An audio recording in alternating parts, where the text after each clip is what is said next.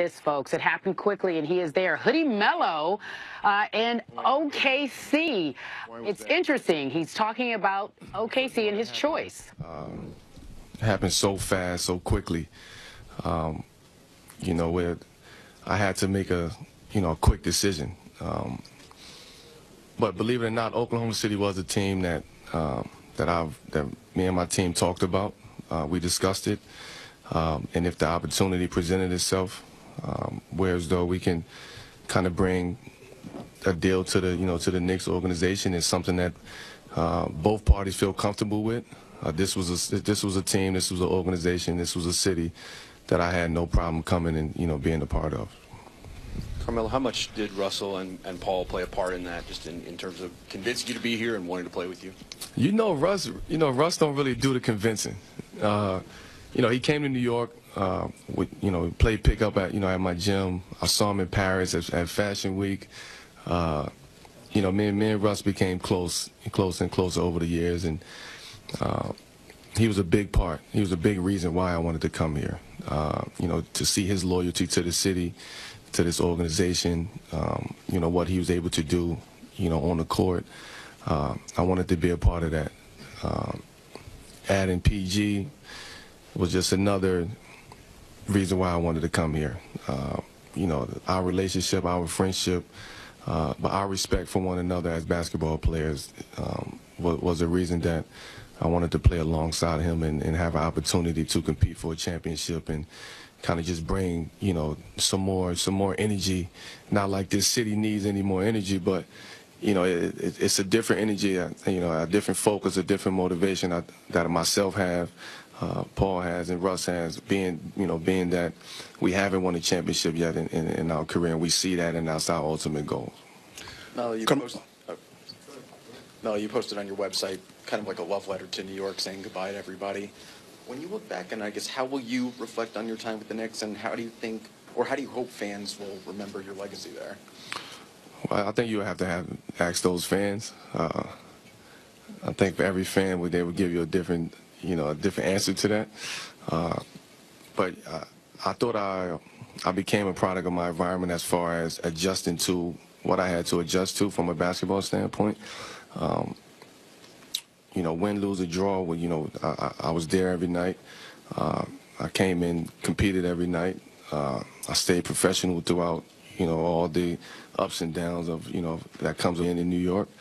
There was a lot of noise, so I had to find some type of, quietness and, find some me time to try to figure this all out. But I don't think the fans will have anything I had to say, because I think they understand. They're very educated.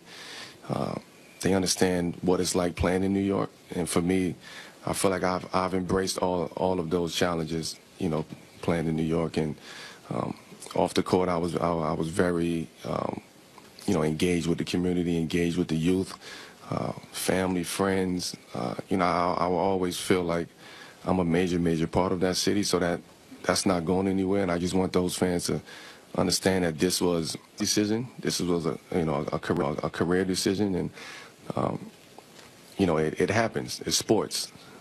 There's times in sports where everybody got to go their separate ways, and there's no hard feelings. There's no bad blood between myself and that organization or anybody over there. But I'm here now, and I would like to close that chapter and begin this new chapter.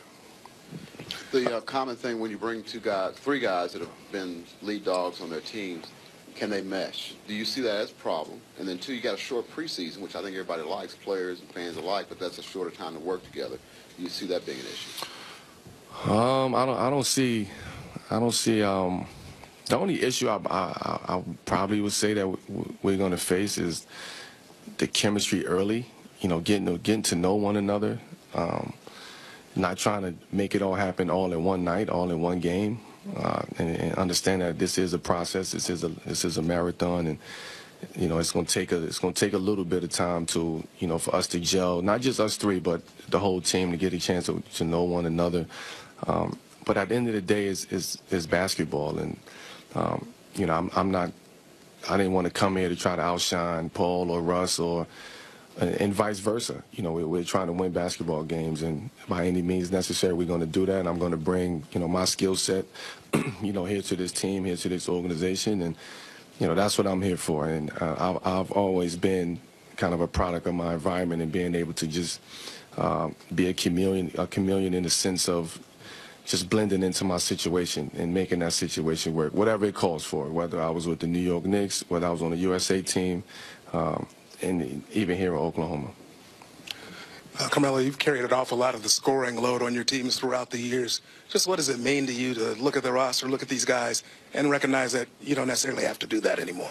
Yeah, it's a difference, though, because I don't want to take the load on of have to do it and score and 30, 40, 50 points every night. But, I mean, I score. Like, that's, you know, that's what I do. I can't take that away from me. I think being that I do that very well, I think this team needs that, you know, along with, you know, some other things. So I didn't come here to just be a rebounder, or, you know, I came here to bring my skill set to this team and, you know, and fit into kind of what's the plan. I haven't sat yet to see kind of, you know, how we're going to play, what we're going to do, and schemes and things like that. But for the most part, I just want to be able to do what I do best within the confines of, you know, the system and what Coach won, and being able to work alongside Russ and PG.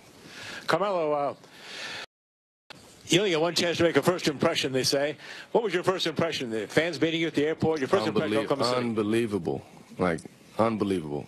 You know, to go from a situation where it was just so, you know, it was an emotional roller coaster for me, you know, being back in New York.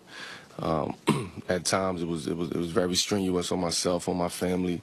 You know, my family is actually, you know, still there back in New York. So I just want to take my hat off to them for being able to stick it out with me and deal with that and deal with me after, you know, the long nights and the lonely nights. But to come here on the flip side of that and just feel that passion and feel that energy, and anytime you feel wanted and appreciated, you know, that you can't even put those, you know, those feelings into words. Carmelo, what's your history with Billy Donovan? How well do you know each other? And what are your thoughts on him as a coach? I don't really, honestly, I really don't. I mean, I have no history with Coach. You know, so that's going to be another process that we have to get used to. But I respect him. Hall of Fame coach. I respect him. I know his, you know, I know his pedigree. I know what, you know, his resume. I know what he's about. Technically speaking, he's a young coach in, you know, in this league, still learning. But I'm all in with him. You know, whatever he needs from me, I'm there. You know, he can communicate with me. He can come talk to me. I can come talk to him. And I think that's the way that we're going to make this thing work. And you know, I'm letting him coach. I'll be the player, and you know, I respect that, and we go from there.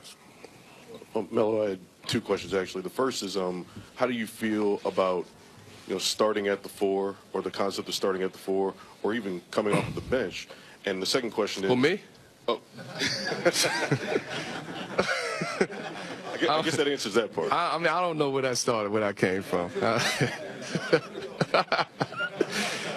Hey, Pete, they said I got to come off the bench. No, I'm sorry. Go ahead. Oh, well, how do you?